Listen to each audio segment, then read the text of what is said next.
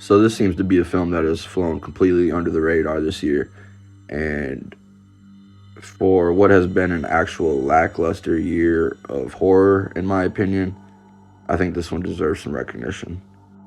Infinity Pool 2023, directed by Brandon Cronenberg, starring Alexander Skarsgård, the incredible Mia Goth, and Cleopatra Coleman. This movie is downright batshit crazy and easily one of my favorites of the year, without a doubt. So this one follows a rich high class couple. The guy is a writer who hasn't been able to put out any material in a little over 6 years, and he's desperate for some sort of inspiration. So they go to vacation at this resort.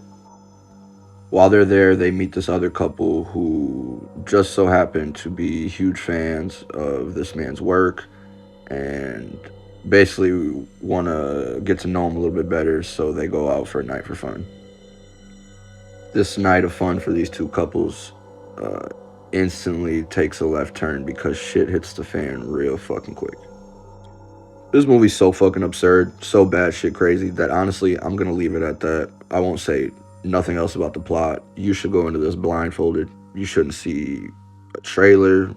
Know absolutely nothing about this movie other than what I just told you when you go into it.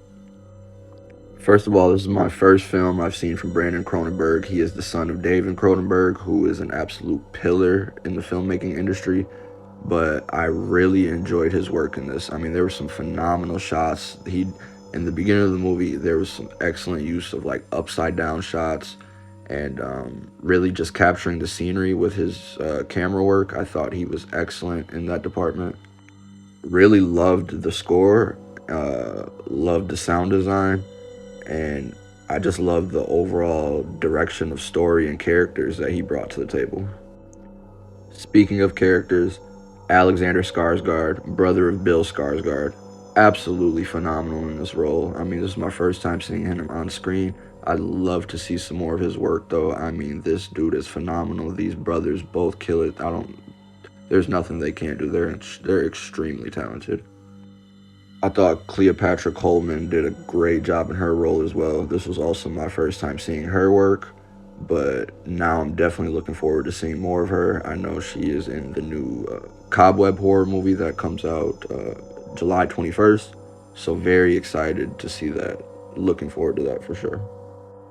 But if we're going to talk about characters and performances, I absolutely have to acknowledge the queen herself, Mia Goth. Dude, this woman is truly amazing. I mean, there is nothing she cannot do on screen. I have seen numerous roles from this woman, and the versatility is just absolutely remarkable.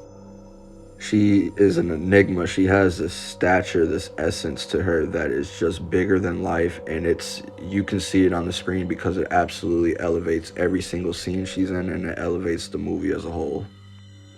Honestly, I could make this whole review about Mia Goth because her performance in this was fucking amazing. I think it's safe to say that this woman is this generation's Scream Queen. I mean, she has the horror genre in a fucking headlock right now, and I am here for it. This movie is dark, it's disturbing, it's chilling, it's funny at times, it's really trippy in some areas. This is honestly, uh, again, like Beau is Afraid, one of those just fucking fever trip of a movie. I love the originality of this movie. The concept of it is pretty fucking crazy. It's horror sci-fi ish, but it's a horror sci-fi that works for me. I don't always gravitate towards that genre, but this is just a concept that is batshit crazy. It's interesting though, it's intricate, and it works. I feel like this is one of those movies that could be very divisive, and you're either gonna love this one or you're gonna hate it. Fortunately, I loved it. I tend to gravitate towards those movies that are batshit crazy just because they usually provide some sort of originality that's never been seen on screen before, and they leave me thinking. Those are the ones that really stick with me, and this is one of those films. I would say that this is my second favorite horror film of 2023, right behind Scream 6. And like I said, while I know that this has been a pretty lackluster year for the horror genre, at least so far, there's also low key been some hidden gems, and I think this is one of them.